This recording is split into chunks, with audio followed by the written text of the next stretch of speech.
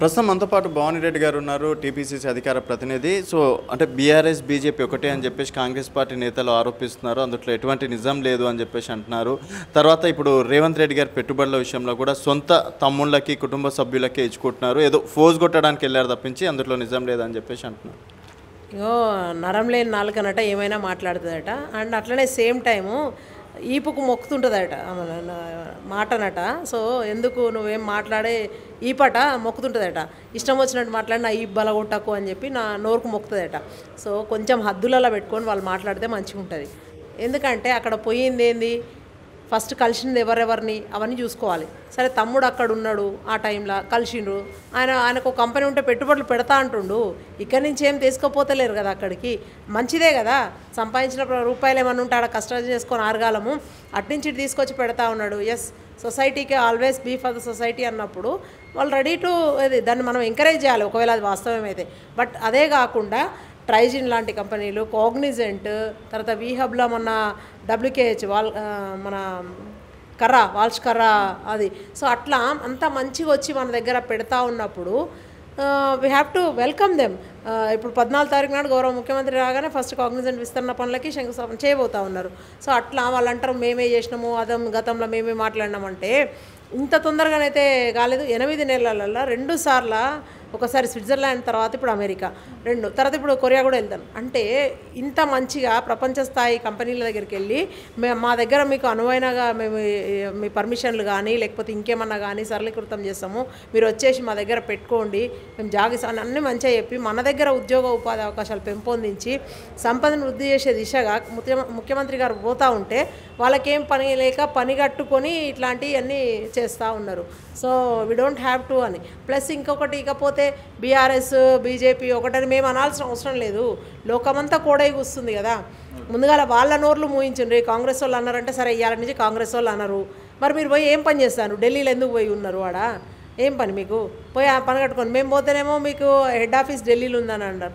Yes, మా head office ఢిల్లీలో ఉంది, మీకేం ఆఫీస్ ఉందాడా ఇప్పుడు చెప్పుండ్రి అంటే మీరు థర్డ్ ఫ్రంట్ అది అని అన్నారు.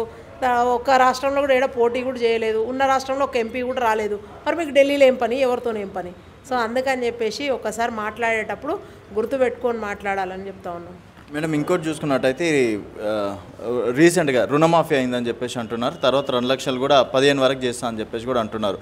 అయితే అసలైన రైతులకు ఎవరికి రాలేదని చెప్పేసి కూడా రోజు మనం సెల్ఫీ వీడియోలలో చూస్తున్నాం, కొన్ని చోట్లలో కూడా చూస్తున్న పరిస్థితి. అంటే ఏదో అది పేరుకి మాత్రమే చేసిండ్రా, నిజమైన రైతులకు న్యాయం జరగలేదు అనుకోవచ్చు. మంచి క్వశ్చన్, సరైన టైంలో. అయితే మేము చెప్పినాము ఖచ్చితంగా అర్హులైన రైతులందరికీ కూడా రుణమాఫీ 2 లక్షల వరకు చేసి తీరుతామని చెప్తా ఉన్నాం.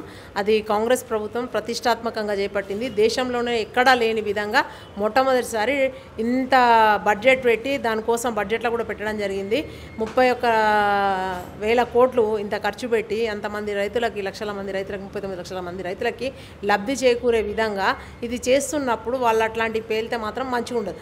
అయితే మేమేం చెప్తా ఉన్నామంటే ఒకవేళ ఏమన్నా పొరపాట్లల్లా టెక్నికల్ ఇష్యూస్ ఏమన్నా ఉంటే ఎవ్రీ 5,000 ఫార్మర్కి ఒక నోడల్ ఆఫీసర్ ఉన్నారు. గ్రీవియన్స్ సెల్ ఓపెన్ చేసినాము, every bank has got. So మీరు వెళ్ళి అక్కడ కనుక్కోండి, బీయింగ్ ప్రాసెస్డ్, అండర్ ప్రాసెస్డ్ అట్లాంటివి ఉంటాయి, అవన్నీ కూడా సాల్వ్ అవుతాయి అని చెప్తా ఉన్నాం. టెక్నికల్ ఇష్యూస్ వల్ల ఏమన్నా జాప్యం జరగవచ్చు, బట్ క్లియర్గా ఉన్నాయి. వేరాజ్ 1,50,000 వరకు ఆల్రెడీ మాఫ్ అయినాయి. రేపు రాబోయే 2-3 రోజులలో ఇది కూడా 2 లక్షల వరకు రుణమాఫీ చేసి తీరుతాం.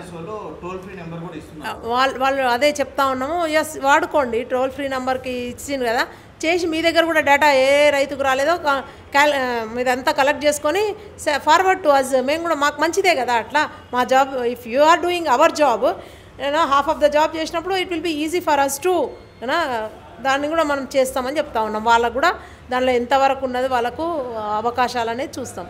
అండ్ ఇప్పుడు ఈ అంటే నోటిఫికేషన్ ఏదైతే జాబ్ డిక్లరేషన్ సంబంధించి కావచ్చు, యూత్ డిక్లరేషన్ సంబంధించి కావచ్చు, మీరు ఏదైతే జాబ్ క్యాలెండర్ విడుదల చేశారో దానికి సంబంధించి ఎటువంటి విషయాలు లేదు, అదంతా బోగస్, అంటే మీరు ఏది తెచ్చినా అదంతా బోగస్ అని చెప్పేసి అంటున్నారు. అదే ఏ నెలలో ఎన్ని జాబ్స్ ఉన్నాయి అనేది దమ్ము దశకం లేక వాళ్ళు పెట్టలేదు. ఎప్పుడు కూడా దేశంలోనే ఏ రాష్ట్రంలో కూడా ఎవరు ఇంత ట్రాన్స్పరెంట్గా ఎక్కడ చెప్పలేదు.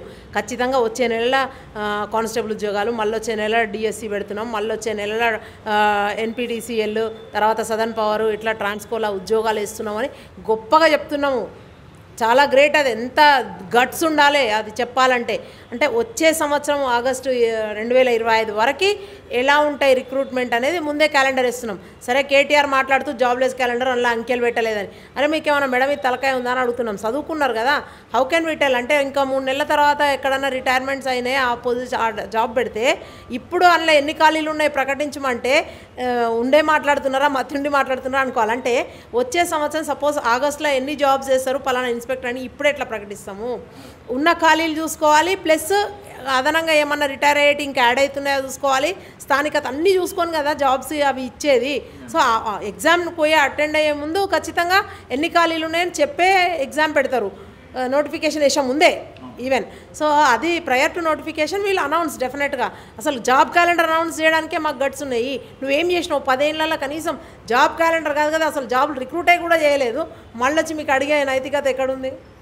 అండ్ ఈ క్యాబినెట్ విస్తరణ ఈ నెల లోపలనే అయ్యే అవకాశాలు ఉన్నాయని చెప్పేసి అంటున్నారు. నిజం అనుకోవచ్చు? ఎవరెవరికి అంటే పీసీసీ ప్రెసిడెంట్ కావచ్చు, తర్వాత కార్పొరేషన్ చైర్మన్ల విషయంలో సరే అన్నీ అవ్వాలి. అయితే ఈ మధ్యలో అనుకోకుండా ఎలక్షన్స్ రావడము, తర్వాత ఇప్పుడు ముఖ్యమంత్రి గారు పెట్టుబడులకు వెళ్ళడము, ఇవన్నీ కూడా జరుగుతూ ఉన్నాయి. కాబట్టి కంపల్సరీ రాబోయే రోజులలో మీరన్న పీసీసీ కానీ మంత్రివర్గ విస్తరణ కానీ తర్వాత కార్పొరేషన్ చైర్మన్స్ కానీ ఇంకేమన్నా కానీ ఖచ్చితంగా చేస్తారు. తర్వాత వెంటనే అన్ని ఎలక్షన్స్ కూడా మళ్ళీ వస్తూ ఉన్నాయి, స్థానిక సంస్థల ఎలక్షన్ అన్నింటినీ కూడా చేస్తారు. పరిపాలనలో ఖచ్చితంగా ఫుల్ ఫోకస్తో పనిచేస్తూ ఉన్నాము.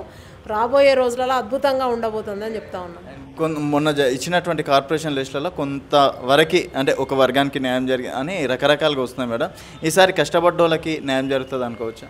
ఏమో మరి మీరే చెప్పాలి. అంటే వర్గము అవన్నీ ఏం చూడలే. అట్లా అనుకుంటే మరి నేను కూడా కష్టపడ్డాను అంటారు కదా, మరి నాకు రావాలి కదా అందులో. అంటే క్యాస్ట్ ఈక్వేషన్ అక్కడ సోషల్ ఇంజనీరింగ్ అనేది ఒకటి చేస్తారు. ఏ పార్టీ అయినా అది చెయ్యాలి. అంటే ఓకే కేసీఆర్ వాళ్ళ లాంటి వాళ్ళు ఇంటి పార్టీ కాబట్టి వాళ్ళ ఇష్టం ఉన్నట్టు మొత్తం రావులకే వినోద్ రావు, కేటీఆర్, కన్నారావు, హరీష్ రావు అనుకుంటా, నవీన్ రావు, దామోదర్ రావు అట్లా ఇవ్వడానికి లేదు ఇక్కడ. సో వాళ్ళు చెప్పినారు కొన్ని రెడ్ల పేర్లు, కానీ అందరు కూడా వివిధ శాఖలలో వివిధ దానిలలో ఉన్నోళ్ళే. సో చూడండి మరి అట్లా చూసుకుంటే అందుకని నేను రెడ్డిని కాబట్టి నాకు తర్వాత వస్తుంది అని. సో ఆ నిష్పత్తి ప్రకారము ఆ సోషల్ ఇంజనీరింగ్లో ఒక్కోసారి జరుగుతాయి. ఒక్కోసారి తెలుసా 3-4 సార్లు ఎమ్మెల్యే అయిన రెడ్డిలు ఇప్పుడు బయట ఉన్నారు పాపం. ఒకటేసారి ఎమ్మెల్యే అయిన బీసీ నాయకులు కానీ ఎస్సీ వాళ్ళు కానీ మంత్రివర్గంలోకి వెళ్ళిపోయినారు. అంటే అది ఖచ్చితంగా ఏ పార్టీ అయినా సరే చేయాల్సింది, చేయకపోతే మళ్ళీ రెడీగా ఉంటారు అది కూడా అనడానికి. సో వాళ్ళకి అట్లాంటి అనేదానికి వాళ్ళకి అర్హతనే లేదు.